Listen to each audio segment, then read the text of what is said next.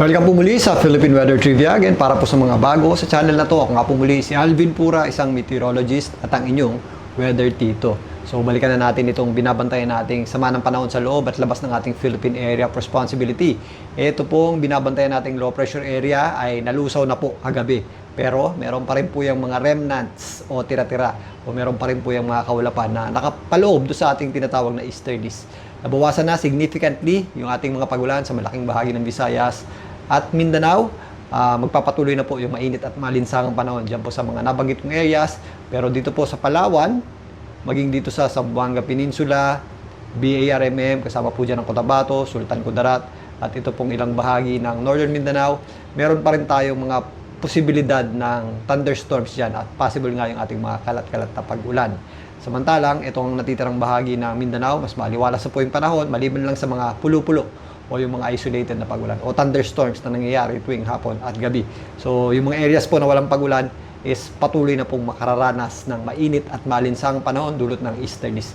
Ang malaking bahagi ng Luzon, may mga thunderstorms tayo sa hapon, particularly sa mga kabundukan ng Cordillera.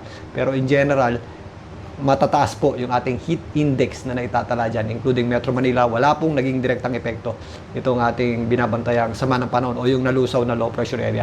Dito lamang po yan sa ibabang bahagi ng ating bansa at magpapatuloy pa sa mga susunod na araw. Ito pong mainit at malinsangang panahon. Samantalang, silipin naman natin itong bagyo sa labas ng ating Philippine Area of Responsibility, ang bagyong may international name na Hagupit.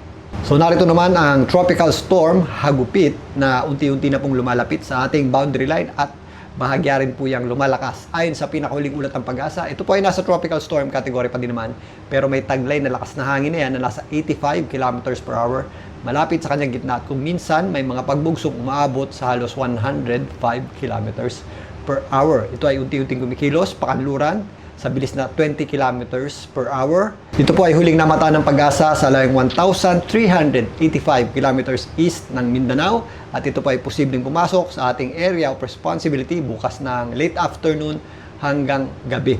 Ito po ay tatawagin nating bagyong Kaloy once na makapasok na sa loob ng ating Philippine Area of Responsibility. Sa ngayon, wala pa po yung direktang epekto sa ating bansa at hindi po natin yan nakikitang maglandfall or tumama sa lupa. Silipin natin itong official forecast track ng Pag-asa para dito sa bagyong may international name na Hagupit. So narito ang official forecast track ng Pag-asa para dito sa bagyong may international name na Hagupit. Ito po yung tatawagin nating bagyong Kaloy bukas kapag nakapasok na sa loob ng ating Philippine Area of Responsibility. Ito na po yung ating pangatlong bagyo ngayong taon sa loob ng ating PAR.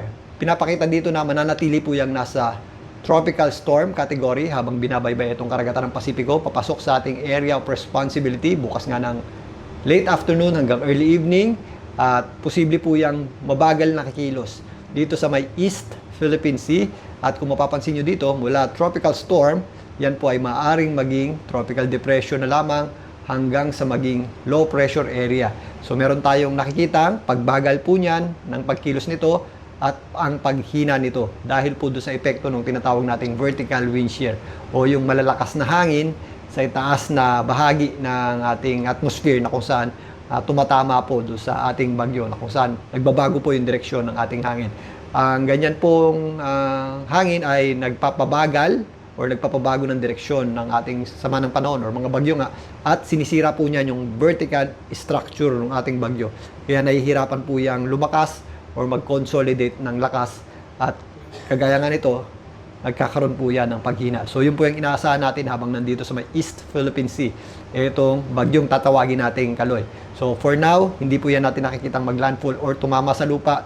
Pero by Monday hanggang Tuesday, kung mapapansin nyo, medyo mas malapit na po yan sa Eastern Visayas. Yung kanyang panglabas na kaulapan, possible po yung sumabit dyan po sa Eastern Visayas at Bicol region. So wala naman po tayong inaasahang widespread na bagyo levels na mga pag-ulan at malalakas na hangin. Pero possible po yung ating mga scattered lamang. Mas magiging maulap yung panahon natin, tataas ng bahagya yung ating tsansa ng pag-ulan at possible nga yung mga kalat-kalat na pag-ulan o yung ating scattered rains at possible din po yung thunderstorms. Yung mga thunderstorms, kahit maganda po ang panahon, once na may thunderstorms tayo, malakas na buhos po yun ng pag-ulan, kahit hindi masyadong nagtatagal, is possible pa rin pong magpabaha at magdulot ng mga flash floods and landslides, especially sa mga low-lying areas at yung mga ilog na pababa o yung mga pabubang area. So, mag-ingat pa rin po tayo. Although hindi natin nakikita maging isang napakalakas na bagyo itong posibleng tawaging bagyong Kaloy. At base nga dito, inaasahan pa natin ang paghina nito. So, naging remnants na lamang o naging tira-tirang mga kaulapan itong binabantay nating low pressure area at ito namang bagyo sa labas ng ating PAR ay unti-unti nang lumalapit sa ating boundary line. Pero sa ngayon, hindi po yan natin nakikitang maglandfall or tumama sa lupa. Ang malaking bahagi nating bansa ay patuloy pa rin pong makararanas ng mainit at malinsangang panahon sa mga susunod na araw. Balikan natin yan bukas. Muli, ito po ang New Weather Tito para sa Philippine Weather Trivia.